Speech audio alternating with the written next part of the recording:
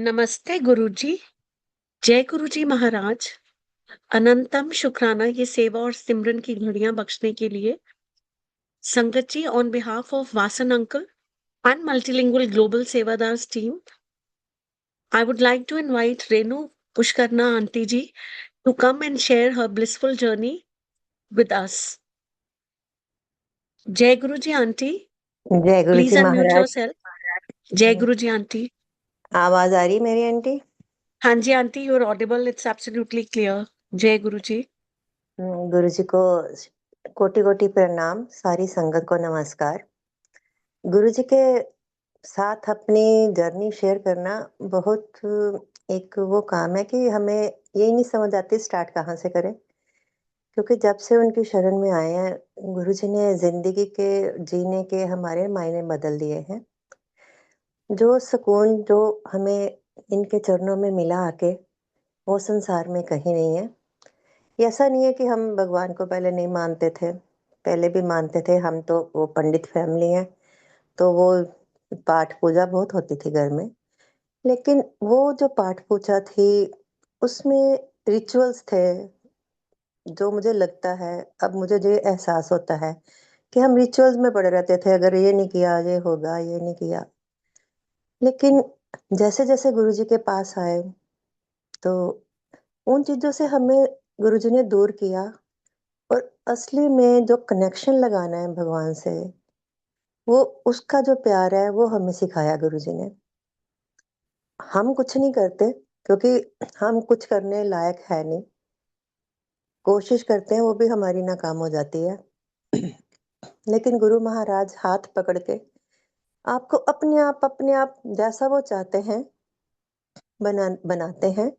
और हम फिर भी तो उस रास्ते पे नहीं चल सकते जो हमें भगवान दिखाता है, क्योंकि भगवान का रास्ता बहुत कठिन है और हम संसारिक जी हैं और विकार हमारे अंदर इतने हैं कि गुरुजी तो उनको दूर करते हैं, लेकिन फिर हम उन्हीं में घुस जाते हैं, क्योंकि मन है अपना वो कंट्रोल में नहीं रहता।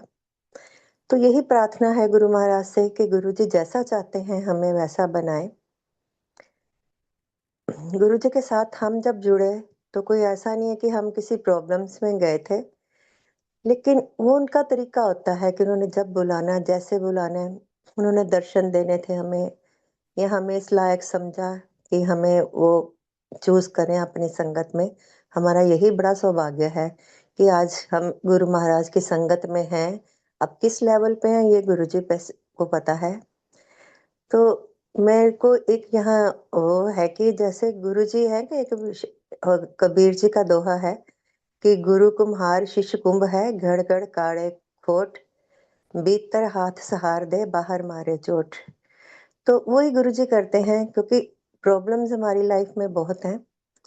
तो गुरुजी एक कुम्हार की तरह हैं और हम एक घड़े की तरह हैं, जिसका वो निर्माण करते हैं, जिसको वो बनाते हैं।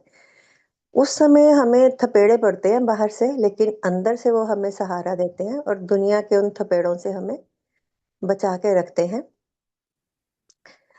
फर्स्ट टाइम हम गुरुजी के पास जब गए, तो गुरुजी का बुलावा था। और जैसे ही पहले तो अंकल मेरे काफ़ी देर से बुलावा आ रहा था और जा नहीं रहे थे।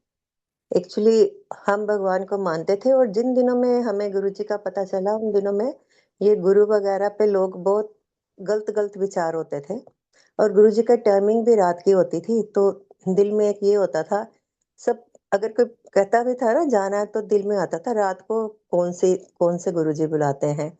तो इसी सोच में हम दुविधा में रहते हैं, जाएँ ना जाएँ, जाएँ ना जाएँ। तो मेरे देवर गए थे पहले गुरुजी के पास, तो उन्होंने कहा ना आप चलो भाभी हमारे साथ चलो, तो मैंने कहा ना एक बार अंकल चले जाएँ, फिर मैं चल पड़ूँगी आपके साथ। मेरे को था एक बार अंकल देख आएँ, कहाँ जा रहे हैं। एनीवे वो गुरुजी का तरीका था, उन्होंने जैसे जोड़ना था और अंकल ने हमें बहुत टाइम लगाया जाने में। अब हमें उस बात का पछतावा होता है कि हम तब क्यों नहीं गए जब हमें गुरुजी ने बुलाया। तो गुरु अंकल भी चाय नहीं पीते थे, तो ये कहीं नहीं कहते थे कि वहाँ चाय पीनी ज़रूरी है। अ, बीच में तो वो बहाने लगा रहे थे, ठीक है, तो मैं चाय पीता नहीं, तो मैं वहाँ जाके चाय का प्रसाद है, तो आप कहते हो ज़रूरी पीना है, तो मैं नहीं जाऊँगा। करते-करते जब गुरुजी का फिर वो याद आई हुआ, तो बेटे की 10th थी, तो सारे कहते एक बार ब्लेसिंग दिलवाओ एग्जाम से पहले। तो हम इस वजह से गुरुजी के पास फिर गए कि कोई बात नहीं, एक बार चलते हैं, बच्चों को ब्लेसिंग दिलवा के ले आते हैं। तो फर्स्ट टाइम हम गए तो गुरुजी अभी सिंहासन पे नहीं बैठ के वो वॉक करके आए थे, टी शर्ट और ट्राउजर में, नीचे वॉकिंग शूज, और गुरुजी साइड बोर्ड पे बैठे थे। और इतना मतलब गुरुजी को देख के ऐसा नहीं लगता था अभी ये गुरुजी हैं, ये तो लगता था कि ये यहाँ के है ही नहीं। इतना नूर, इतना उनके तेज था, उनका ऑरा था, तो बंदा मंत्रमुग्ध एकदम हो जाता था दर्शन करके।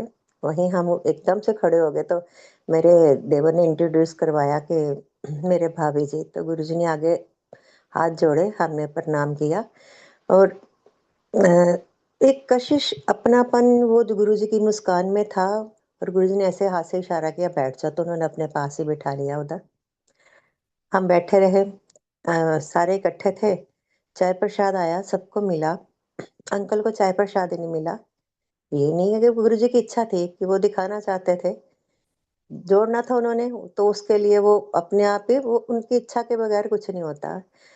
तो चाय प्रसाद नहीं मिला तो अंकल कहते कि हम नेक्स्ट टाइम फिर कोशिश करेंगे आने की, अगर चाय प्रसाद नहीं मिला तो मुझे मना करने की ज़रूरत ही नहीं पड़ी। पर अंकल को ये लगा था कि जैसे वो गए चरणों में, उनको समझ आ गई थी कि ये एक साधारण गुरु नहीं है, उससे ये ऊपर है। लेकिन उन अंकल ने शेयर नहीं किया हमसे। तो नेक्स्ट संडे हमारे पास होता था, तो नेक्स्ट संडे फिर जब आया तो अंकल कहते चलना है, दिल तो था चले। तो हम नेक्स्ट टाइम भी गए। ऐसे 3-4 बार हम जाने के बाद जब चाय प्रसाद नहीं मिला अंकल को, तो अंकल का दिल थोड़ा वहाँ पर सेट होना शुरू हो गया। गुरुजी ने उनको, हम किसी को कुछ समझ नहीं आई, लेकिन उनको गुरुजी ने थोड़ा-थोड़ा समझाना शुरू किया कि मैं कौन हूँ। तो फिर एक दिन हम बहुत जल्दी पहुँच गए थे, तब 2-3 संगतें भी बैठी थी गुरुजी के पास। तो अंकल को गुरुजी ने ऐसे इशारे से बुलाया, लेकिन अंकल गए नहीं। हम तो ये सोच रहे थे हमें तो कोई जानता नहीं, किसी और को इशारा कर रहे होंगे, अंकल को यही था मन में। तो इतने में चाय प्रसाद आ गया, और जैसे ही अंकल ने मना किया, इतनी ज़ोर से डाँट पड़ी अंकल को, और जैसे ऑटोमेटिकली हाथ आगे जाता है, म अंकल ने चाय प्रसाद लिया और सिप-सिप करके पीना शुरू हो गए। फिर तो हमारी ये था कि अब तो हमारी एंट्री होगी, अब जाने मतलब कि अंकल का मन तो लग गया था जाने। तो गुरुजी ने पहले मन टिकाया, फिर मतलब कि उन्होंने वो चाय प्रसाद का जो उनको नहीं था कि मैंने नहीं पीनी, तो उसका बंधन उन्होंने तोड़ा। हम ऐसे जाने लग गए। ज़िंदगी चलती गई, जब तक गुरुजी अपने, हम उनके पास जाते रहे हैं, मुझे लगता है कि वो आँखों से ही हमारा वो कल्याण कर देते थे। इतना प्यार था उनके, इतना अपनापन था उनके देखने में ही। गुरुजी ने कभी बात नहीं करते थे संगत से। अगर उन्होंने बुलाना है भी तो हाथ के इशारे से, अगर कुछ कहना भी है जाओ तो हाथ से ही या आँखों से इधर-उधर, मतलब बहुत कम बोलते थे गुरुजी। और जिसको कहना है अगर तो बिल्कुल पास बुलाते थे, और उसके कान में ऐसे बोलते थे कि तीसरे बंदे को भी पता नहीं चलता था गुरुजी ने क्या बात की है। उसके बाद हमें पहले बड़े मंदिर का नहीं पता था, तो सत्संग का भी नहीं पता था कि गुड़गाँव में सत्संग होते हैं।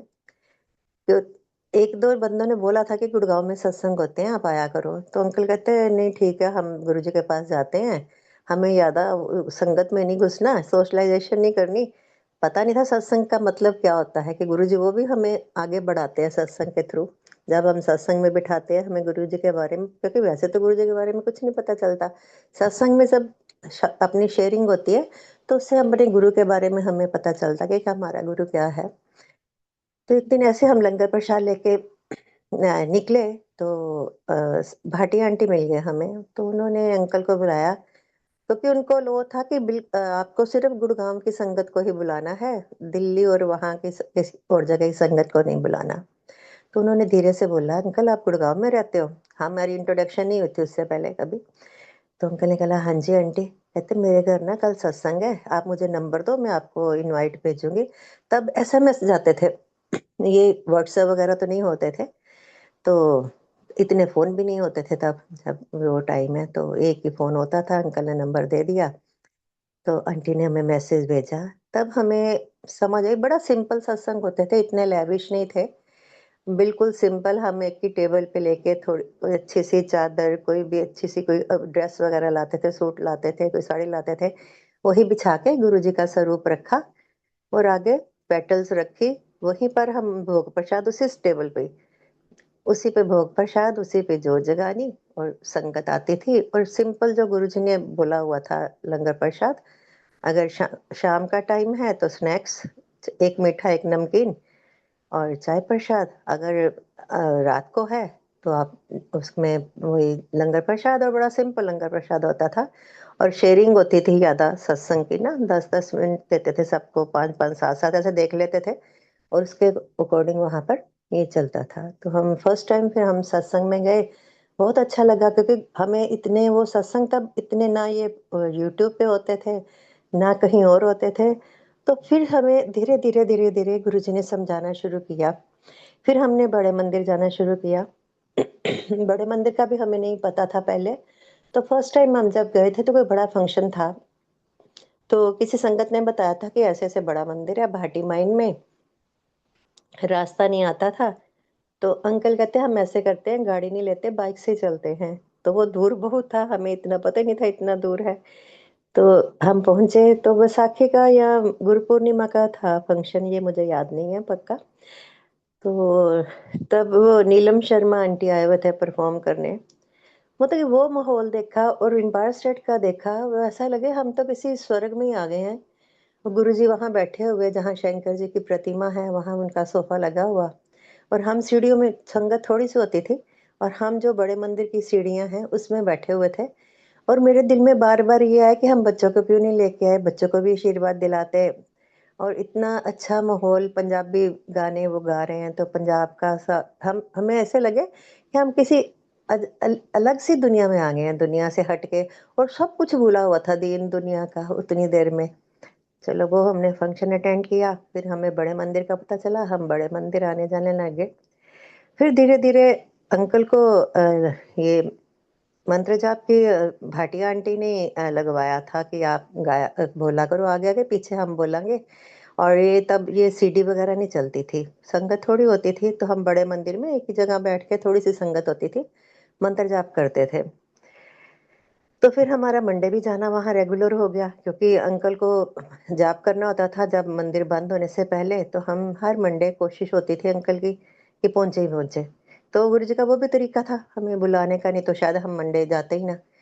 तो वो चलता रहा। एक बार की बात है कि हम जैसे अंकल मंत्र जाप करके हम लोग निकलने लगे, तो एक हमारी चप्पल मिसप्लेस हो गई थी। तब ये जो शू स्टैंड है बिल्कुल अंदर जाके था, गणेश जी के पास से निकल के, और अंदर से एंट्री थी।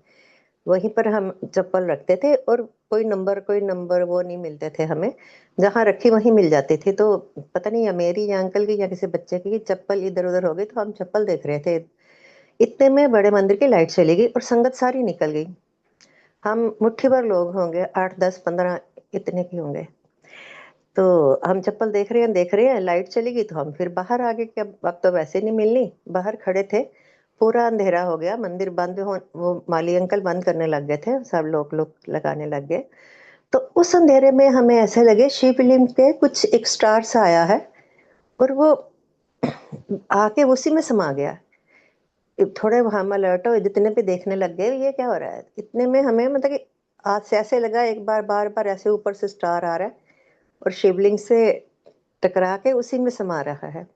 चलो इतना दिमाग काम नहीं किया, हम कोई सोचे कि हमारा वहम है, कोई सोचे ऊपर से रोशनी पड़ रही है। वो देखा हमने, सबने दर्शन किए, मत्था टेका, चप्पल मिल गई, बाहर आ गए। फिर हमने ये सत्संग में शेयर किया, तो किसी ने बोला था कि गुरुजी ने बोला था कि मैं किसी दिन सप्तऋषि उतारांगा मंदिर से। तो वो भी हमने दर्शन किए, जो हमें याद ही नहीं था। वो तो हम उस दिन कोई एक अंकल या आंटी कोई सत्संग सुना रहे थे अपना, उसमें उन्होंने जिक्र किया इस बात का, तो हमें याद आया कि हमें भी तो गुरुजी ने वो दर्शन करवाए थे। और तब हमारे इतनी देर हमारे मन में था, दिमाग में ही था नहीं, ये थोड़ी 2 महीने की पहले की बात है, किसी ने सत्संग किया, तो वो रिकॉल हुआ कि वो तो दर्शन हमने भी किए थे। हमें तो पता ही नहीं होता गुरुजी हमारे साथ क्या क्या कर रहे हैं। और फिर उसके बाद हमें मंदिर में गुरुजी ने की कृपा से सेवा मिलनी शुरू हो गई। और ऐसा था कि तब कोई ये आपके पास ये बैच वगैरह नहीं होते थे। आप जैसे कोई सत्संग ये बड़ा दिन आता था गुरुजी का, जैसे बर्थडे आ गया, गुरुजी का पूर्णिमा आ गई, उसके बाद न्यू ईयर का आ गया, शिवरात्रि आ गई, तो मंदिर ना सेवा के लिए खुलता था। और संगत पता होता था हमें, तो हम चले जाते थे इकट्ठे होके सेवा के लिए, सुबह जाना शाम को आना। और ऐसा होता था कि जैसे हम अपने मायके में आए हुए हैं। और इतना मतलब संगत में बहुत प्यार था, बहुत एक मान इज्जत सम्मान। हमें होता था कि हमें कुछ यहाँ से सीखना है, तो हमने देख सफाई, अगर सफाई की सेवा में लगे हैं तो देखना कि संगत कैसे कर रही है, गुरु जी को कैसे पसंद है, तो वैसे करने की कोशिश करें। और कोई शोर नहीं करता था, सेवा भी हो रही है, सत्संग भी चल रहे हैं, कोई ना कोई किसी न किसी अपना सत्संग शुरू कर लेना, सेवा कर लेनी। और वो दिन कहाँ बीतना हमारा, हमें खुद ही नहीं समझ होती थी। और गुरु जी का ये भी आदेश होता था कि अपने घर से अपना काम करके, अपने बच्चों को देख के, अपना वो सारी ज़िम्मेवारियाँ निभा के फिर आना सेवा पे। ये नहीं कि सेवा पे आ गए, घर बच्चे भूखे हैं। और वो भी गुरुजी हमारा ध्यान रखते हैं। ऐसे ही हमारे सोसाइटी में एक आंटी सेवा पे गए थे। कैसे मुझे गुरुजी उधर कहते हैं ना, सत्संग बहुत है, पर गुरुजी इधर-उधर आपको घुमा देते हैं, जो उन्होंने सुनाना है। तो वो आंटी सेवा पे गए थे, बच्चे छोटे थे उनके। तो चाबी वो दे गए थे पड़ोस में, जब स्कूल से आएँगे तो खाना-खुना बना के रख गए थे कि बच्चे आएँगे तो बच्चों को दरवाज़ा खोल के खाना खा जैसे उन्होंने दरवाज़ा खोला, तो बच्चे छोटे थे, अब उनके ज़्यादा बड़े नहीं थे, तो उनको ऐसे लगा जैसे गैस का सिलेंडर में से गैस लीक हो रही है। तो उन्होंने फटाफट मुझे फ़ोन किया कि इंटरकॉम से कि आंटी हमारे घर में से ना गैस की बदबू आ रही है। मैं फटाफट नीचे गई, मैंने दरवाजे सारे उनके दरवाजे खिड़कियाँ खोले, सच में वो लीक हो रही थी। मैंने सिलेंडर बंद किया, फिर बच्चों को मैं खाना-खुना अपने इधर गरम करके, मतलब गुरुजी वो भी ध्यान रखते हैं कि इतने-इतने छोटे बच्चे, उनको ये भी ध्यान था कि गैस की स्मेल आ रही है, नहीं तो बच्चों को ना ही पता चलता। तो ऐसे ही हमारे घर एक बार कोई था, लंगर प्रसाद बन रहा था, तब तब हम नए-नए जुड़े थे गुरुजी के साथ। तो हमारे भी सिलेंडर की पाइप में आग लग गई थी। तो एक तब स्वरूप गुरुजी के इतने नहीं मिलते थे। हमारे घर भी एक छोटा-सा स्वरूप था गुरुजी का दीवार पे लगा हुआ। तो उस दिन कोई आए थे हमारे घर में गेस्ट, तो वो मुझे बोल रहे हैं कि ये किसकी है? क्योंकि गुरुजी का स्वरूप वो ऐसा तो होता ही नहीं। ऐसा लगता है कि घर का कोई आपका बड़ा है, उसी का आपने फ़ोटो लगाई हुई है। तो कहते ये कौन है आपके? तो मैंने कहा ये हमारे गुरुजी हैं। तो कहते अगर आपके घर ये आज हो रहा है फंक्शन, तो आपके गुरुजी आएँगे? मैंने कहा, "हाँ, गुरुजी।" तो मैं वैसे तो दिल था, मैं कहा गुरुजी को कि गुरुजी आएँ, तो बोला तो हुआ है मन में, अब पता नहीं वो किस रूप में कैसे आते हैं। बस अब ये बात करके हम हटे हैं, तो उसमें पाइप में आग लग गई।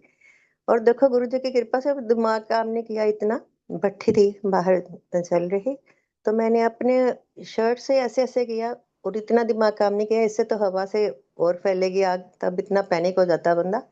लेकिन वो उससे आग जो है ना वो बुझ गई, बाद में अंकल ने ऊपर से उसको कपड़ा लेके बंद किया था, लेकिन वो बुझ गई थी, तब कंट्रोल में आ चुकी थी आग। तो फिर मैंने आंटी को यही बताया उनको, मैं कहा देखो आप कहते हैं ना गुरुजी आएँगे, तो मैं कहा ये गुरुजी बंद कर गए, नहीं तो ये हवा से आग कैसे बंद हो सकती है? तो गुरुजी ने वहाँ भी अपनी प्रेज़ेंस दिखाई। तो उसके बाद कई तरह की हमें सेवाएँ मिली गुरु मंदिर में, वो भी चलता रहा। और गुरुजी ने कई बार हमें जैसे हम जाते थे अपने हाथों से प्रसाद देना और ब्लेसिंग देनी, पहले से ही बता देते थे ऐसा नहीं ऐसा। गुरुजी के जब यहाँ शादियाँ वगैरह होती थी संगत में, तो गुरुजी की तरफ से कार्ड मिलते थे। तो वो गुरुजी की जो वो स हम शादियों पे जाते थे तो हमारी ऐसे होती थी आवभगत, जैसे गुरुजी खुद आए हों। और कई-कई शादियों पे गुरुजी आए भी होते थे, तो हमें बोनस मिल जाता था कि हमें वो गुरुजी के साथ टाइम स्पेंड करने का मौका मिल जाता था। एक बार ऐसे हम किसी शादी पे गए थे, किसी रेलवे ऑफ़िसर के बेटी की शादी थी, तो उन्होंने संगत के बैठने का थोड़ा अलग से इंतज़ाम किया हुआ था। थोड़ी सी देर के बाद जब गुरुजी बैठे रहे, हम भी बैठे रहे थे, हमें ना सब भूल जाता था गुरुजी को देख के कि हम कहाँ आए हैं, कि बैठे आराम से गुरुजी को देख रहे। और वो अंकल बड़े-बड़े उनके मने जो आए हुए थे बंदे, ऑफिसर्स और भी उनको इंट्रोड्यूस करवा रहे ला-ला के गुरुजी से कि गुरुजी ये है, ये है। और गुरुजी सबको इतने प्यार से मिल रहे, सबको हाथ जोड़-जोड़ के ऐसे-ऐसे सिर नभा रहे। और बाद में जैसे वो कितने लोग खड़े हो गए, तो गुरुजी ऐसे ही इशारा करके कहते हैं, "ये मेरी संगत है।" तो ऐसे गूज़ बम्प हुए हमारे कि गुरुजी ने हमें अपना तो बोला कि ये मेरी संगत है। तो बड़ा दिल में एक प्राउड फील हुआ कि हमें गुरुजी ने अपना लिया। उसके बाद गुरुजी कहंदे चलो जाओ खाओ पियो तुसी ਇੱਥੇ ਉਹ ਕਰਨ आए हो या अटेंड के मन देखने आए हो, जाओ जाके खाओ पियो। पर खाने पीने किसी संगत का मन नहीं था, हमने थोड़ा बहुत बस पेट भरने के लिए खाया और फिर गुरुजी ने अपने हाथों से सबको प्रसाद बांटा। फिर गुरुजी जाने लगे तो हम सब उनको बाहर छोड़ने आए गाड़ी तक। और तब गुरुजी, हम भाग रहे थे और गुरुजी चल रहे थे, मतलब इतने फास्ट चलते थे गुरुजी कि उनको फॉलो नहीं कर सकते थे आप, भाग-भाग के उनको फॉलो करना पड़ता था। जैसे गुरुजी गाड़ी में बैठे तो सबने प्रणाम किया और मैं साइड पे खड़ी थी, मुझे थोड़ा ये ना डर सा लगता था कि गुरुजी को छूऊँ, हम इतने काबिल नहीं हैं कि हम उनको हाथ लगाएँ। ये हमारी अज्ञानता थी, ये सोच लो कि मूर्खता थी, हमें पता ही नहीं था कि ये भगवान हैं और हमें मौका मिल रहा है इनको छूने का। तो गुरुजी बैठे सारे, सबसे एंड पे मैंने उनको प्रणाम किया। जैसे दरवाज़ा बंद होने लगा तो गुरुजी के वो जो चोला पहना हुआ था, तो गाड़ी में आ रहा था। अब मेरे मन में ये भी दुविधा है, इसको हाथ लगा के अंदर करूँ, ना करूँ? फिर मैं कहा नहीं, अगर बाहर रह गया तो खराब हो जाएगा। तो मैंने अपने मन में सॉरी जैसे फ़ील करके, कहते हैं ना, दिल में बोला जय गुरुजी कह के और अंदर को कर दिया चोला। तो गुरुजी को तो सब पता, गुरुजी मुझे देखे, इतनी ज़ोर से देख के फिर स्माइल की, वो तो फिर मेरे को कहते हैं जय गुरुदेव। मतलब जो मैं अंदर बोल रही हूँ, वो गुरुजी ने मुझे बोल के फिर हँसाते दरवाज़ा बंद और गुरुजी, गाड़ी चल पड़ी उसके बाद। तो छोटे-छोटे ये मतलब कि हर चीज़ हमारे अंदर, और गुरुजी हमें बता देते हैं कि मुझे पता है कि तुम क्या कर रहे हो, क्या नहीं। ऐसे एक बार मेरी तबीयत खराब हुई, गुरुजी के टाइम की ही बात है और हम पंजाब गए थे, वहाँ से मेरे पेट में ऐसे इन्फेक्शन हुई, 2 महीने बीत गए थे। जैसे ही मैं ये खिचड़ी वगैरह ये हल्का खाती, ठीक जैसे फुल्के पे आती, दोबारा से पेट खराब हो जाता है, इतना ज़बरदस्त हो गया था वो हिसाब-किताब। तो उस दिन गए तो हम, डॉक्टर ने ये बोला था कि अगर ये मेरी लास्ट है आपको दवाई, अगर नहीं हुआ तो फिर आपको हम ना मुझे एडमिट करना पड़ेगा और फिर मेरे को आईवी लगा के आपको मेडिसिन दे के 2 दिन रखूँगा, फिर आपकी ना इन्फेक्शन ठीक होएगी। तो मैं यही सोच रही थी कि अगर मैं एडमिट हो गई तो बच्चे छोटे थे तो क्या होगा? ना यही सोचता रहता है। और एक बार अंकल की नाइट ड्यूटी थी, तो मैं, ऐसा ही हो रहा था, रात का टाइम था, मैं जा रही हूँ, आ रही हूँ वॉशरूम। उसके बाद मैं ना, जैसे निढाल सा हो जाता है बंदा, ऐसे बैठी, तो मैंने ऐसे बस मुँह में ये बोला मैं, गुरुजी अब तो बस हो गई। ऐसे बोला और मुझे ऐसा लगा, ये गुरुजी की प्रेज़ेंस की ही बात है कि गुरुजी मेरे पास आके बैठ गए हैं। मतलब कि मेरा, आँखें मेरी खुली हैं, सब हैं, लेकिन मुझे गुरुजी दिख रहे हैं कि मेरे पास बैठे हैं और ऐसे मेरे पेट के ऊपर हाथ में ना, मेरे पेट से टच नहीं करे, उसके ऊपर-ऊपर हाथ रख के पूरे पेट पे ऐसे, जैसे कोई स्कैनिंग करता है हाथ से, ऐसे करे हैं, एक जगह रुके हैं। उन्होंने मेरे पेट से कुछ निकाला है और निकाल के दूर फेंक दिया और बड़े गुस्से से बोले मुझे, "ध्यान रखा कर अपना, ध्यान नहीं रखती।" तो मैं ऐसे एकदम से हो गई कि ये मुझे कौन बोल रहा है? और मुझे बड़ा रिलैक्स फ़ील हुआ, जैसे उन्होंने ये वो निकाला बाहर, एकदम से मुझे जैसे रिलीफ आ गया और उसके बाद मेरी तबीयत सुधरनी शुरू हो गई। मतलब जो डॉक्टर मुझे वहाँ कह रहा था ये करेंगे, वो करेंगे, गुरुजी ने विदिन सेकंड आके वो कर दिया। और मतलब छोटी-छोटी चीज़ों का भी हमारा ऐसे ध्यान रखते हैं गुरुजी। और ये बातें अब उस समय तो समझ ही नहीं आई कि क्या हुआ? लेकिन बाद में फिर आपको रियलाइज़ होता है कि मैं तो ठीक हो गई, क्यों होगी, कैसे हुई? तो वो गुरुजी की कृपा थी। ऐसे ही मैं गुरुजी के आने से पहले देवी को बहुत मानती थी। मैं मतलब रात में बचपन से ही नवरात्रों का वो रखती थी, फास्ट रखती थी और पूरे नवराते तो गुरुजी के पास गए तो नवराते आए, तो तब ये बताने वाला भी हमें कोई नहीं होता था, वहाँ कोई कुछ नहीं बताता था। सब ध्यान लगा के बैठे होते थे, लंगर लिया, किसी से कोई इंटरेक्शन नहीं, कुछ नहीं, अपना आज्ञा ली, घर की तरफ चल पड़े। जो सेवादार ने कुछ कह दिया कि गुरुजी का ये आदेश है, ऐसे कर लो, ऐसे कर लो, तो वो कर लिया और आ गए। कोई मतलब नहीं होता था किसी से। तो मैंने अंकल से बोला कि दिल भी कर रहा है जाने को, तो हम ऐसे करेंगे, लंगर प्रसाद, चाय प्रसाद ले लेंगे। जब लंगर प्रसाद के लिए उठाते हैं ना, तो हम बाहर से मत्था टेक के बाहर घर आ जाएँगे। तो ऐसे हमने किया, हम गए, शबद बानी सुनी, चाय प्रसाद लिया, बैठे रहे। जैसे लंगर के लिए कॉल आई, तो वो बीच में से संगत उठती थी क्योंकि बीच में चटाइयाँ बिछ जाती थी। तो हम उठ के दोनों जने बाहर से हमने मत्था टेका गुरुजी को, दीवार के बाहर ही, और घर की तरफ लौट आए। अब गुरुजी को तो पता ना कि हम बिना लंगर किए आगे हैं।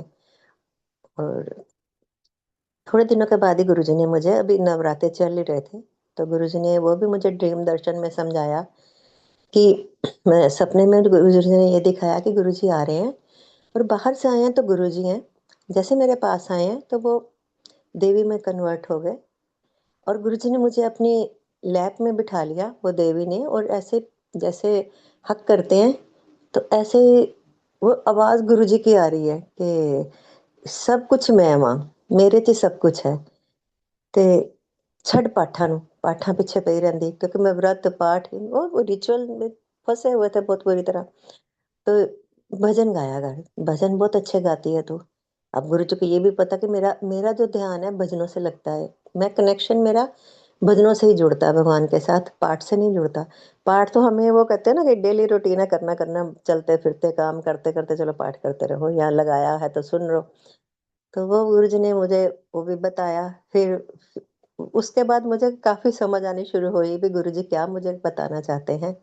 और अब टाइम है कि अब ठीक है, देवी से भी प्यार है, लेकिन वो सब कुछ हमें गुरुजी में मिल गया, और हमें ऐसा लगता है कि वो हमारे स्टेप्स थे। धीरे-धीरे, धीरे-धीरे वो स्टेप्स हमने प पार करके अपने गुरु को पा लिया।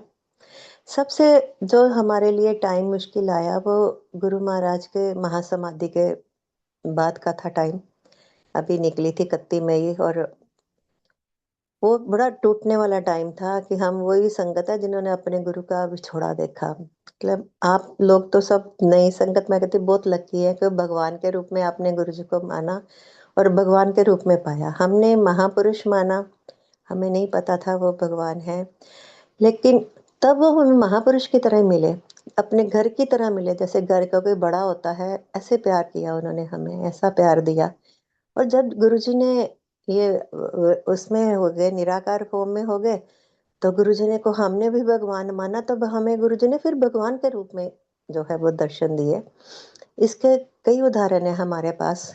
मैंने पहले भी ये सत्संग किए हैं कि एक बार गुरुजी का फोन आया था मुझे महासमाधि के बाद, और हमें समझ ही नहीं आई थी कि वो क्या बताना चाहते हैं। फिर गुरुजी ने मेरे बेटे को चिंतपूर्णी माता के मंदिर में दर्शन दिए थे। फिर एक बार बड़े मंदिर में गुरुजी ने, जैसे ही गुरुजी का ये सब चल रहे थे लास्ट वाले, तो बड़े वाले स्वरूप में हम रो रहे थे, तो गुरुजी की आंखों में भी आंसू आ रहे थे कि संगत मेरी रो रही है। ऐसे करके उन्होंने निकाला। फिर कई संगत को गुरुजी ने दर्शन दिए। एक अंकल को गुरुजी ने शराब पीने के लिए मना किया हुआ था। जब गुरुजी चले गए तो उसने शराब पीनी शुरू कर दी। उन्होंने सोचा अब तो गुरुजी है नहीं, तो गुरुजी उनकी गाड़ी के पीछे बैठे हुए, उनको गुरुजी ने दर्शन दिए उसके शीशे में, मिरर में, पीछे नहीं दिख रहे थे।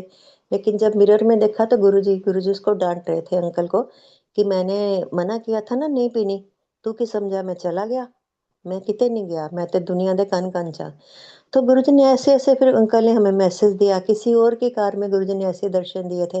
फिर वो सब सत्संग शेयर करते थे, तो दिल में एक ये होता था कि गुरुजी हमारे तो कहीं गए नहीं, लेकिन ये समझना और तब सहना, उसमें बहुत अंतर था। हम तो मिस करते थे क्योंकि हमें आदत पड़ी थी कि गुरुजी के पैर छूने की, उनको देखने की, उनकी आवाज़ सुनने की। कुछ भी होता था ये सोचते थे गुरुजी बैठे हैं, और गुरुजी अब भी ऐसे हैं कि हमारे कर्म कटवा रहे हैं। फिर ऐसे जैसे लाइफ बढ़ती है तो लाइफ में प्रॉब्लम्स तो, ज़िंदगी है तो प्रॉब्लम्स हैं, क्योंकि हमें कर्म भी कटवाने हैं गुरुजी ने। और गुरुजी इतने प्यार से वो कटवाते हैं, कहते हैं 90% तो गुरुजी हमारे माफ़ कर देते हैं। लेकिन हमारे 10 भी ऐसे हैं, उसमें भी काटने में हमें हमारी बस हो जाती है। और ये गुरुजी का ही सहारा है कि जो हम उन कष्टों से बाहर आ रहे हैं। अब इसमें अगर आज मैं हूँ, 2 बार गुरुजी ने मुझे लाइफ बख्शी है। अभी मैं एक्सटेंशन पे हूँ। अंकल को गुरुजी ने बचाया है कितनी बार, रोड एक्सीडेंट से बचाया, वैसे बचाया। अ, बेटे का देखे, गुरुजी ने बेटी की शादी करवाई। जब उसने कंसीव किया, गुरुजी ने पूरा बहुत ध्यान रखा। टाइम उसके लिए ऐसा नहीं था कि वो सिंपल सी प्रेगनेंसी नहीं थी, बड़े उसमें आए उतार-चढ़ाव, लेकिन गुरु महाराज ने वो पूरा डिटेल में हम समझा ही नहीं सकते। उसको भी देखा। तो ये सारे जो है चीज़ें, ये कौन कर सकता है? एक भगवान ही कर सकता है जो हमारे कर्म कटवाता है। अ, मैं अपना एक सत्संग सुनाती हूँ कि मैं बहुत मोटी थी। देखो, हम कहते हैं ना गुरु जी से मांगो नहीं, तो क्योंकि हमें पता ही नहीं है हमारे साथ होना क्या है। हमें तो जो प्रॉब्लम दिखती है हम वो मांगते हैं, लेकिन गुरु जी को ये भी पता कि हमारे आने वाले टाइम में हमें क्या होने वाला है, तो गुरु जी उसके अकॉर्डिंग पहले से आपको तैयार कर देते हैं। ऐसे ही मैं पहले मोटी बड़ी थी और वेट काफी था मेरा। अब भी इतनी पतली नहीं हूँ, खैर। तब बहुत मोटी थी, मैं नीचे भी बैठ नहीं सकती थी ज़मीन पे, बड़ी दिक्कत होती थी मुझे। तो 2012 के जब आया टाइम, तो मैं अपने आप से पतला होना शुरू हो गई। कुछ नहीं कर रही थी, ना डाइटिंग ना कुछ। तो सबने थोड़ा मेरे को ऑब्ज़र्व करना शुरू किया और सब पूछने लग गए कि आंटी क्या हुआ आपको? आप डाइटिंग कर रहे हो? मैं कहूँ नहीं। फिर कहते हैं कुछ जिम वगैरह जॉइन किया? आप ना कमज़ोर होते जा रहे हो, थोड़ा पतले हो रहे हो, कुछ कर रहे हो, आप बता नहीं रहे। मेरे को ये होता था जो करा रहे हैं गुरुजी करा रहे हैं। तो ऐसे करते-करते 12 से 13 आ गया, 13 और 13 मार्च मुझे गुरुजी ने ड्रीम दर्शन दिए। उसमें गुरुजी दिखे नहीं मुझे, गुरुजी की आवाज़ आती है कि मैं बेड रिडन हूँ और गुरुजी मुझे आवाज़ दे रहे हैं, कह रहे अगे जाके ਇਹ हाल होना तेरा, होन नहीं देंगा, 10 किलो घटावांगा ते चिंता करन दी लोड़ नहीं है। अब देखो उनको पता था, हमें तो पता ही नहीं आगे जाके क्या होना हमारे साथ। तो गुरुजी ने वो मेरे का पहले से वेट कम करना शुरू कर दिया। जैसे-जैसे निकला टाइम, तो मेरे 10 किलो कम हो गए, तो अंकल कहते चल अब डॉक्टर के पास, हाँ, मैं डॉक्टर पे दिखाऊँगा तेरे को, ऐसा ना हो कि पतली होती-होती तू ऊपर ही चली जाए। तो मैंने कहूँ मैंने नहीं जाना डॉक्टर पे, गुरुजी ने डॉक्टर का तो नाम ही नहीं लिया, ना दवाई का नाम लिया है। उन्होंने तो ऐसे ही ठीक कर देना, पर वो घर वालों को चिंता हो जाती है क्योंकि काफ़ी मतलब मैं कमज़ोर लगने लगी थी। तो फिर कहते एक बार ना टेस्ट करवा लो फिर देखी जाएगी। तो पूरे फुल बॉडी चेकअप करवाया तो मेरे पैरामीटर सारे हिले हुए थे। मेरे फास्टिंग की शुगर ही 550 थी और पता नहीं कब कब से थी, क्योंकि टेस्ट तो किया नहीं हमने। और बाकी जब शुगर इतनी है तो बाकी पैरामीटर भी हिले होंगे। तो फटाफट हम गुड़गाँव में हैं, तो आर्टेमिस पास है हमारे घर के, वहीं ले गए। वहाँ सर्च किया नेट पे कौन से डॉक्टर हैं, तो वही डॉक्टर का नाम भी आशुतोष शुक्ला था। तब गुरुजी ने उसको भी शायद ब्लेस किया उसका नाम दिलवा के, तो मेरे को था भी ये भी गुरुजी के नाम पे नाम है, आशुतोष तो शिव जी का नाम है, तो चलते हैं। तो फिर डॉक्टर भी हैरान हो गया, मेरे से पूछे सिम्पटम्स ये होता है, वो होता है। मैंने कहा मुझे तो कुछ नहीं होता, मैं बिल्कुल ठीक थी और भाग-दौड़ रही थी, पूरे घर का काम कर रही थी, बच्चों को ट्यूशन्स देती थी, वो भी चल रहा था मेरे पास। तो मेरे को कोई ऐसा नहीं हो रहा था कि मेरे से उठा नहीं जाता, बैठा नहीं जाता। कहता वैसे तो आपका ना इंसुलिन वाला है प्रोग्राम, लेकिन आपको फर्स्ट टाइम हुआ है तो हम ऐसे करते हैं, हम दवाइयों से शुरू करते हैं। तो उसने दे दी अपनी दवाइयाँ, जो उसको वो भी डराते हैं ना डॉक्टर, ग्लूकोमीटर ले आओ, फास्टिंग के चेक करो, फिर खाने के बाद चेक करो, ये करो, दिन रात को चेक करो, रैंडम करो।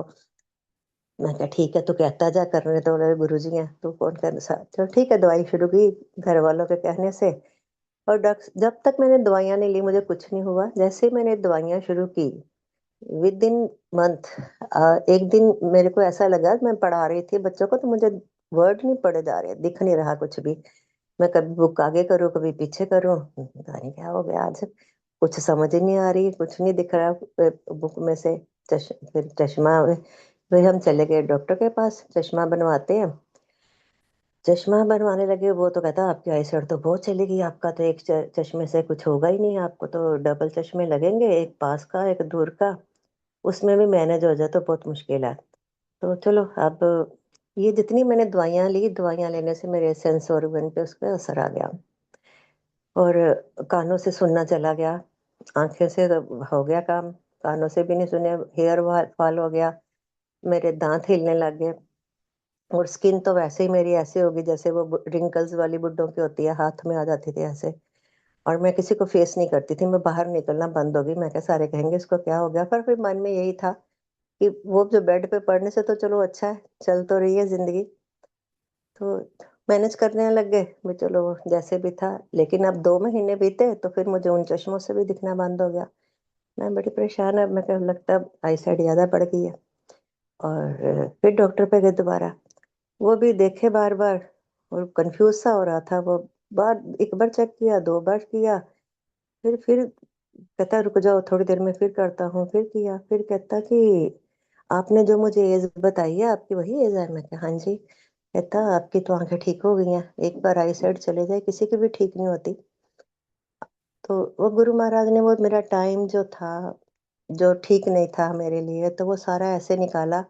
जब वो निकल गया तो अब मैं बिल्कुल ठीक हूँ। अब तो मुझे एज जैसे चश्मे छोटे छोटे लगते हैं वही लगा हुआ है, एक इकट्ठा चश्मा आगे दूर और पास का छोटा सा, ज्यादा बड़ा नहीं है। अब मेरे दांत भी नहीं हिल रहे मेरे, सब कुछ ठीक है गुरु महाराज की कृपा से। ये जब 13 की बात है, अब कितने साल हो गए इस बात को, मालिक की कृपा है। इस एक बार फिर बीमार हुई थी, तब भी गुरुजी ने मुझे हॉस्पिटलाइज हुई मैं 10-15 दिन के लिए।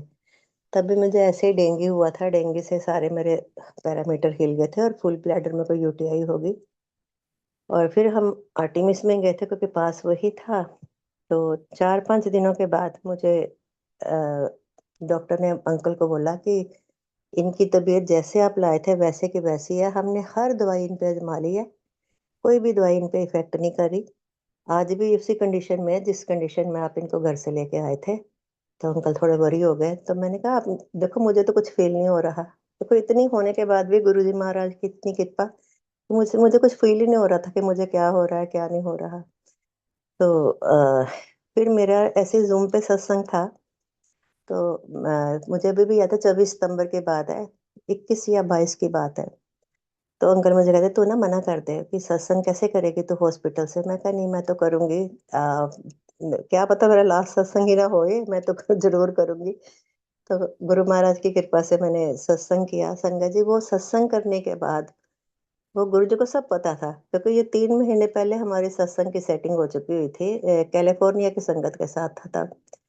और जैसे मैंने सत्संग किया, जब आधा पौना घंटा पौना घंटे 45 मिनट्स तक कर ही लिया था, फिर मैंने आंटी से बोला कि आंटी ऐसे मैं हॉस्पिटलाइज हूँ और मेरे से ना अब आगे सत्संग नहीं हो रहा, फिर जब गुरुजी देंगे मौका फिर हम करेंगे। तो फिर आंटी ने भी बोला कि सब संगत ने प्रे किया कि वो गुरु महाराज का एक होता है तरीका। जैसे वो सत्संग किया, वो जो मेडिसिन मुझे सूट नहीं करती थी वो सारी करनी शुरू हो गई। टाइम लगा मुझे ठीक होने में, लेकिन प्रोग्रेस की ओर चलना शुरू हो गई। जब जबकि सुबह डॉक्टर मना करके गए हैं हम कुछ नहीं कर पा रहे इनके लिए, और शाम तक वही डॉक्टर कह रहे थे नहीं जी इम्प्रूवमेंट होनी शुरू हो गई है। तो इन बिटवीन मुझे नेक्स्ट डे गुरुजी ने दिखाया मुझे, गुरुजी लेने आ गए हैं। मेरे को कहते हैं चल रेनू चलिए। तो मैं ऐसे ही करके गुरुजी की बाजू में बाजू डाल के चलती हूँ। और वो घर का सीन है, मुझे हॉस्पिटल का नहीं है। और जब से लिफ्ट के पास आती हूँ तो मैं आगे पहले गुरुजी के पीछे पीछे चल रही हूँ, लिफ्ट के पास आके मैं बटन प्रेस करती हूँ कि गुरुजी थोड़ी अब मेरे साथ बटन मेरे के लिए दबाएंगे। पीछे देखती हूँ तो गुरुजी है नहीं। और फिर मैं देखने आती गुरुजी कहाँ चले गए, बड़े हैरान हो गए। और गुरुजी हमारे घर के और पड़ोसियों के घर के बीच में खड़े हैं। हमारा पूरा घर संगत से भरा है, पड़ोसियों का भी भरा हुआ है। और गुरुजी मेरे बारे ही कुछ कह रहे हैं उनको, जो मैंने फिर डर गई। मैं गुरुजी कहेंगे मेरी बातें सुनने आ रही है। और फिर उसके बाद मेरे अंकल ने उठा दिया कि तेरी मेडिसिन का टाइम हो गया, उठ जा मेडिसिन ले ले। और ये फिर गुरुजी बख्श गए। अब उनकी एक्सटेंशन पे जी रहे हैं। ऐसे ही मेरे बेटे का है, मेरे बेटे की गुरुजी ने आंख ठीक की थी। ये भी सत्संग मैंने पहले शेयर किए हुए हैं। और वही गुरुजी कहते पता जो दिल में डालते हैं बोलने के लिए, क्या पता किसी किसके कल्याण के लिए गुरुजी ये दोबारा से रिपीट करवाते हैं सत्संग। बेटा भी वैंकूवर में है। तो 18 में हम आए तो मुझे लगे इस बेटे की एक आंख जो है वो नॉर्मल है, एक थोड़ी ऊपर को उभरी हुई है। तो मैंने इसको बोला तो डॉक्टर को दिखाया इसने। तो वो डॉक्टर पंजाब, वही इंडिया का ही था, पंजाबी था। तो कहता कोई नहीं बेटा सेका कर ले ठीक हो जाएगा। तो बच्चे कर पाते हैं कभी नहीं कर पाते, जब तक हम रहे याद कराते रहे कर ले कर ले। हम चले गए फिर बच्चे फिर वो कर देते थे इग्नोर, चलो नहीं टाइम है तो चलो नहीं करते। फिर ये इंडिया आया, 19 की मार्च में आया। तो मुझे लगे इसकी आंख और ऊपर को आई हुई है। फिर मैंने इसको पॉइंट आउट किया। कहता मम्मी आप ही कहते हो, मुझे आज तक किसी ने नहीं कहा, ना किसी फ्रेंड ने ना किसी कोलीग ने। अम, मैं कहा देख ले बेटे एक बार फिर किसी यहाँ दिखा ले इंडिया में, पर टाइम नहीं था इसको। तो ये फिर वापस आ गया। फिर हम 19 में गुरुजी के बर्थडे और इसके बाद पूर्णिमा के बाद हम इधर आए हैं बच्चे के पास। तो उस दिन इसने, हाँ, ये ऐसे करता था बच्चे ना कि जब हम आते हैं तो गड़बड़ा ले लेते हैं, अगर वहां होते तो इसने चेंज किया था, मूव किया तो फिर वो डॉक्टर की होती है कि जिस एरिया में आप रहते हो आपको वहीं का डॉक्टर चाहिए होता है। तो डॉक्टर के लिए गया तो सोचा कि क्या दिखाऊं, इसने आंख ही दिखा दी और वो डॉक्टर तो इसके पीछे पड़ गया। कहता ये कब से है, तो इसने बताया तो कहता आप इसको सीरियसली क्यों नहीं ले रहे, क्यों इग्नोर कर रहे हो। उसने उसका सीटी स्कैन जो भी था ये कुछ सारा लिख दिया, अभी आज ही कराओ और इसके आगे फर्दर मेरे पास लेके आओ इसकी रिपोर्ट्स वगैरह। तो बेटा ने छुट्टी करी थी, हमें पिक करने आना था, तो मुझे कहता कि मैंने आज ना डॉक्टर को दिखा दिया। और मैं कहा चलो अच्छा किया बेटे, कुछ होगा तो पता चल जाएगा। और संगत जी वो जब तक रिपोर्ट्स नहीं आई तब तक हम यहाँ एक हफ्ता आराम से रहे हैं। उसकी रिपोर्ट्स आई, बड़ी गलत गलत रिपोर्ट थी, उसमें सिस्ट दिखाई हुई थी। मुझे तो ये बताते नहीं थे, मेरे आगे तो रिपोर्ट रख देते थे जो मुझे पढ़नी नहीं आती थी। पर मुझे इतना पता लग गया कोई सीरियस है, ये भाग दौड़ कर रहे हैं। और गुरु महाराज की कृपा से हमें डॉक्टर इतनी अच्छी मिली। आ, हम तो उसका बहुत बहुत धन्यवाद करते हैं कि गुरु जी ही उसके रूप में आ गए। उसने सब जगह फटाफट मेल्स भेजी कि ऐसे छोटा बच्चा है, उसकी आंख में ऐसे ऐसे प्रॉब्लम आ गई है, तो सर्जन को इसको कि इसको जल्दी डेट्स दो, इसके पेरेंट्स आए हैं, उसके होते होते ही जो कुछ होना है सर्जरी वगैरह आप इसकी कर दो। और आंख की सर्जरी थी, डॉक्टर्स ने ये बोला कि हम आई साइड का कुछ नहीं कह सकते, और एक आंख की गई तो दूसरे का भी हम नहीं कुछ कह सकते। और जब सिस्ट निकालेंगे तो वो क्या होगा ये भी हम निकालने के बाद ही बता पाएंगे। बड़ा मेरे को तो ये हुआ कि गुरुजी मैंने तो आपके साथ भेजा हुआ, आपके भरोसे बच्चा आपने ही भेजा है, और आपने ही देखना है। डॉक्टर को कहते थे ना गुरुजी कि उन्होंने तो कंजरा ने चीट फाड़ करनी है, अंदर से जो करना है मैंने करना है। उनकी कृपा से हमें डेट भी मिल गई, दो 2-3 महीने में। लेकिन वो जो टाइम निकालना था संगत जी, हम सत्संग कर रहे हैं तो वो 1 मिनट में कर रहे हैं, लेकिन वो जो टाइम निकालना था बड़ा क्रिटिकल टाइम था हम सबके लिए। रोज हम पल पल मरते थे, पर पल जीते थे। और डेट मिल गई, बच्चे को लेके अंकल चले गए उसके लिए ऑपरेशन के लिए। तो इधर मैं गुरुजी के स्वरूप के पास बैठ गई, मैं क्या गुरुजी आपने देखना है। और अ, हमारे के पास ना एक गुरुजी का बड़ा स्वरूप है, हम अच्छा लाइवली सा स्वरूप है, मुझे बहुत अच्छा लगता है वो। है तो गुरुजी के सारे स्वरूप बहुत अच्छे। तो मैं अपनी फ्रेंड को दे आई थी, मैं क्या ये ना पीछे से फिर ना साफ सफाई होती रहेगी, तो इसका आप ध्यान कर लेना। तो उसका मुझे फोन आ गया, कहती है आपके ना गुरुजी को कुछ हो गया। अब मेरा तो नीचे की सांस नीचे, ऊपर की ऊपर की, अभी वो उसके लिए गया है सर्जरी के लिए बच्चा, और अभी ये बोल रही है। मैं कहा क्या हुआ, कहती आज ना वो मैं गुरुजी की सेवा कर रही थी, तो उनकी एक आंख बार बार बाहर आ रही है। और मैं ओ माय गॉड, गुरु उसको कुछ नहीं पता था कि हमारे साथ क्या हो रहा है, किसी हमने शेयर ही नहीं किया था किसी से। फिर मेरे को लगा गुरुजी ने सारा कष्ट उस बच्चे का अपने पे ले लिया है। और उधर से जब लास्ट टाइम पे उन्होंने स्कैनिंग की सारी, वो कुछ उन्होंने ना फोटो कुछ पिक्स लेते हैं हर एंगल से, उसमें आया कि ये सिस्ट नहीं है, ये एक ब्लॉकेज हुई हुई है, स्विमिंग करते हैं बच्चे जब, इसके इन्फेक्शन हो गई है और वो आंख में जाके अटक गई है। तो थ्रू नोज, वही तो गुरुजी ने बदली रिपोर्टें, तो उन्होंने प्रोसेस करके नोज के रास्ते से सारा वो निकाल दिया, जितना भी जो वह इन्फेक्शन फंसी हुई थी।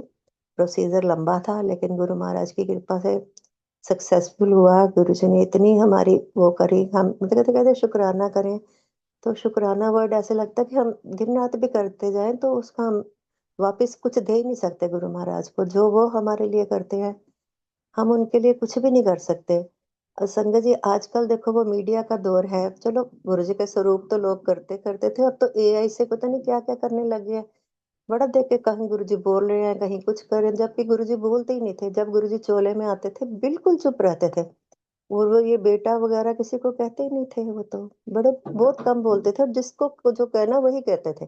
फिर सारे के लिए वो थोड़ा ऐसे संदेश देते थे, गुरुजी बेटा तुम ये कर लो, मैं वो कर लो। पता नहीं मुझे हमें तो अलो ही नहीं होता था कि गुरुजी की फोटो भी मीडिया पे डालनी है, और आज तक हम नहीं डालते, ना किसी व्हाट्सएप ग्रुप में डालते हैं गुरुजी के कोई स्वरूप, ना फेसबुक पे। कभी हमारा फेसबुक देख लो, कोई गुरुजी की फोटो नहीं मिलेगी उस पे। तो ये छोटी छोटी चीजें हैं, हमें इनका पालन करना चाहिए कि गुरु की जो मर्यादा है उसमें रहे। देखो गुरु जी तो दे रहे हैं, सबको दे रहे हैं, लेकिन हमारा जो फर्ज है हमें वो देखना है। वो तो कल्याण सबका कर रहे हैं। अब तो कितनी संगत है हर जगह पर, हर अब लेकिन संगत जो है उनको चाहिए कि गुरु जी की पहले मर्यादा, तो गुरु को मानो, फॉलोवर नहीं बनो, गुरु जी के डिवोटी बनो कि वो जो हमसे चाहते हैं तो हम ऐसे बने कि गुरु जी को लगे कि ये मेरी संगत है। प्यार सबको है गुरु जी से, और सब करते हैं, और सब बड़े भाव से करते हैं, गुरु जी के सत्संग करते हैं। सिर्फ गुरु जी की हमें चाहिए कि मर्यादा सबको चाहिए। हम सब संगत है, एक परिवार है, कि किसी तरह से भी गुरु जी की मर्यादा का जो ना है वो नहीं होना चाहिए, कि उसमें रहें, उसके अकॉर्डिंग चलें, शब्द सुने, ध्यान लगाएं। अपना ये जीवन मिला है तो गुरु के चरणों में हम रहे, और उनके जैसे उनके रास्ते पे चलने की हम बन तो नहीं सकते, कोशिश कर सकते हैं। आंटी, और टाइम है कि आप बताएं। जय गुरु जी आंटी। हाँ जी आंटी, प्लीज जरूर शेयर करो, टाइम है अभी, यू कैन शेयर मोर सत्संग आंटी प्लीज। ठीक है, जय गुरु जी आंटी। हाँ अ, जी, थैंक यू आंटी। हाँ, एक एक सत्संग मुझे गुरुजी बार बार कहते हैं, मेरे भतीजे का है, उसका करने का कहते हैं बार बार। मेरे भतीजा ना पायलट है अभी, उसमें एयरफोर्स में। तो उसका एम था, जब स्कूलिंग में था उसको था मुझे पायलट बनना, उसने पहले से अपना चुन लिया था, लेकिन उसके लिए मेहनत बहुत थी। रिजेक्ट हो गया एक बार तो टेस्ट में रह गया था। फिर इसने +2 के बाद इंजीनियरिंग शुरू की। उसमें भी इसका सेमेस्टर का टाइम आ गया था, लेकिन दिल के इसका यही था कि मुझे वो बनना है। फिर दोबारा इसने टेस्ट दिए, टेस्ट क्लियर हो गए, लेकिन जब मेडिकल हुआ तो उसमें अनफिट हो गया। उसमें 3 उन्होंने बोला था कि एक तुम्हारा फैटी लीवर है, जो खैर पंजाबियों का होता ही होता है फैटी लीवर, और एक और प्रॉब्लम बोली थी जो दवाई से ठीक हो सकती थी। एक उन्होंने बोला था कि तुम्हारे हाथ के जो कर्वेचर है ऐसे हैं कि वो पकड़ नहीं पाते, उसका स्टीयरिंग जो होता है उसको कंट्रोल करना बड़ा मुश्किल होता है। इसका एयरफोर्स वाले जल्दी से, देखिए क्विक होता है सब कुछ से, तो आप कर नहीं पाओगे, तो अनफिट बोल दिया उसको। अब बेचारा बच्चा बड़ा डिप्रेस हुआ, क्योंकि उसको पेपर में मेहनत की थी, उसमें से क्लियर हो गया और मेडिकल में अनफिट हो गया। तो उसमें ऐसा होता है कि अगर आपको कोई प्रॉब्लम है, आप दोबारा फिर अगर वो ठीक हो जाती है तो आप अप्लाई कर सकते हो मेडिकल के लिए। तो गुरुजी ने मेरे भाई को ये ड्रीम दर्शन दिया कि तुम ना सेकंड टाइम जब लगाओगे तो आप मेरे से ब्लेस करवा के एप्लीकेशन भेजना। तो वो कहता मैं बड़े मंदिर आऊँ ब्लेस कराने। मैं कहा नहीं, आप किसी गुरुजी के किसी भी स्वरूप के आगे रखो और सुबह आप भेज देना। मैं क्या रात को रख देना, गुरुजी ब्लेस कर देंगे, और सुबह मैं क्या वो भेज देना उनको। ऐसे ही किया। दोबारा जब हुआ उसका टेस्ट, तो गुरु महाराज की कृपा से उसके वो दोनों चीज़ें तो ठीक हो गई थी, जो मेडिकल वो दवाई खाने से, लेकिन जो हाथों के बन गए हैं, जो हमारी बोन्स, वो तो ठीक नहीं हो सकती। तब जब उसने हाथ चेक किए, जो भी था डॉक्टर वगैरह, तो उसके हाथ ब्लूइश हो गए जैसे शंकर भगवान के होते हैं। तो वो एकदम से घबरा गया, भी शायद बच्चा घबरा गया या इसको कुछ हो गया, तो वो बार-बार उसको कह रहे, "are you okay? Are you okay?"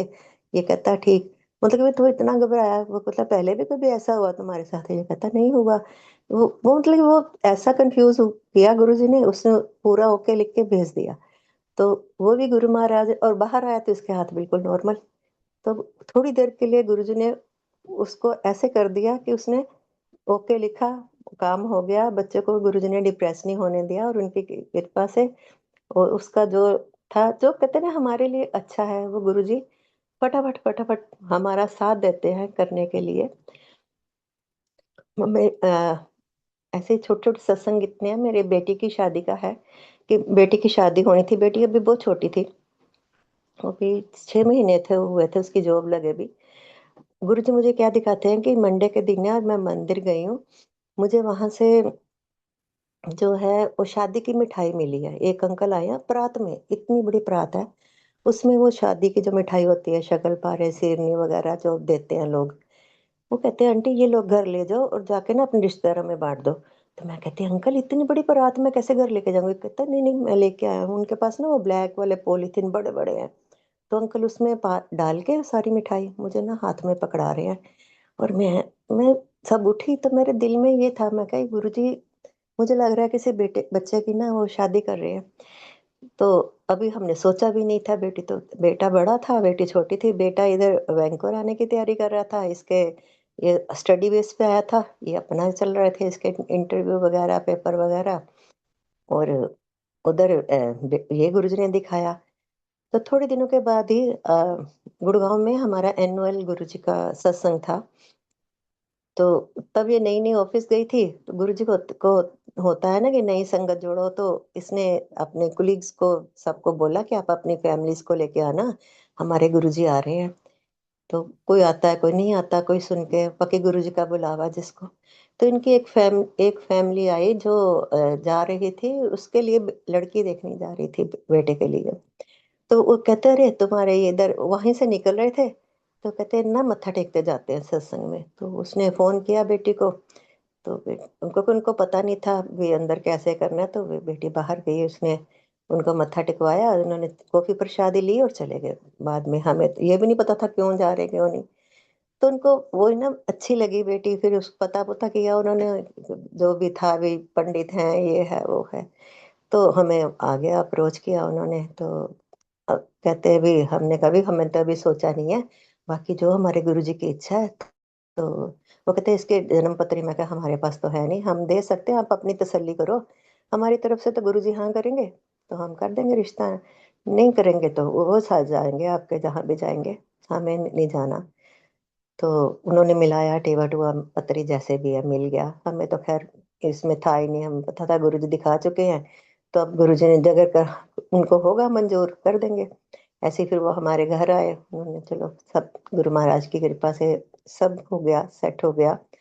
और गुरुजी ने उसकी ऐसे शादी कराई, उसकी रिंग सेरेमनी थी महाशिवरात्रि पे। और अंकल को मंदिर जाना था, इसलिए हमने सुबह-सुबह 11 बजे का टाइम रखा रिंग सेरेमनी का भी, कि अंकल को निकलना था, मेरे देवर को निकलना था। अ, और निपटा के वो मंदिर चले गए, और उन्होंने 1 महीने में हमें सिर्फ टाइम दिया शादी का। 19 अप्रैल की शादी थी, और मैं क्या शिवरात्रि 1 महीना सवा महीना था, जिसमें इतनी भाग-दौड़ कराई गुरुजी ने। और गुरुजी की संगत ने इतना साथ दिया हमारा, इतना साथ दिया, मतलब कि जिसको पता चलता था बेटी की शादी है, वो अपने आप ही कहते थे, हमारा ना फलाना रिश्तेदार है, उसकी वो साड़ियों की दुकान है, आप वहाँ ट्राई कर लो एक बार। कहाँ हम जाते, हमारे काम ऐसे होते हैं, मतलब हम सोचते भी नहीं थे, ये भी काम हो गया, ये भी काम हो गया, ये भी काम हो गया। और गुरुजी ने वो कुछ दिखाया शादी पे, अपनी इतनी प्रेज़ेंस दिखाई गुरुजी ने, ऐसी-ऐसी संगत को भेजा जो हम सोच भी नहीं सकते थे। 1-2 संगत को गुरुजी ने खुद बोला कि तैਨੂੰ पता है कि पुष्कर दी कुड़ी दा वो ਹੈਗਾ ਵੈ ਵਿਆਹ ਹੈਗਾ ਵੈ, ਉੱਥੇ ਇਹ ਦੇ के आना, ये सगन डाल के आना है।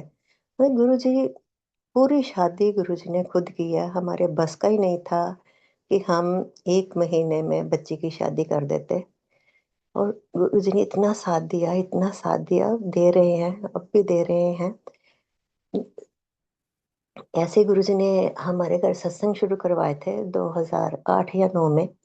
उसमें भी ऐसा ही था कि मुझे गुरुजी ने ड्रीम दर्शन से शुरू करवाया था कि सत्संग हो रहे हैं, घर सत्संग हो रहे हैं। समझ नहीं आती थी कुछ कि सत्संग कराएँ घर में, तो घर में इतनी संगत है, घर में कैसे आएगी? पर गुरुजी ने ऐसे मैनेज किया, वो सब खुद करवाते हैं, जो उन्होंने करवाना है। और इसीलिए संगत जी बस उन पे भरोसा रखो, अगर आप जुड़ गए हो, जुड़े रहो, उनकी मर्यादा में रहो। यही है कि गुरु महाराज सारी संगत पे, जितनी भी संगत है, सब पे कृपा करें, कृपा बनाए रखें, सबको अपने चरण शरण में रखें बस। जय गुरु महाराज। मैं यही अपनी वाणी को विराम देती हूँ। जय गुरु जी।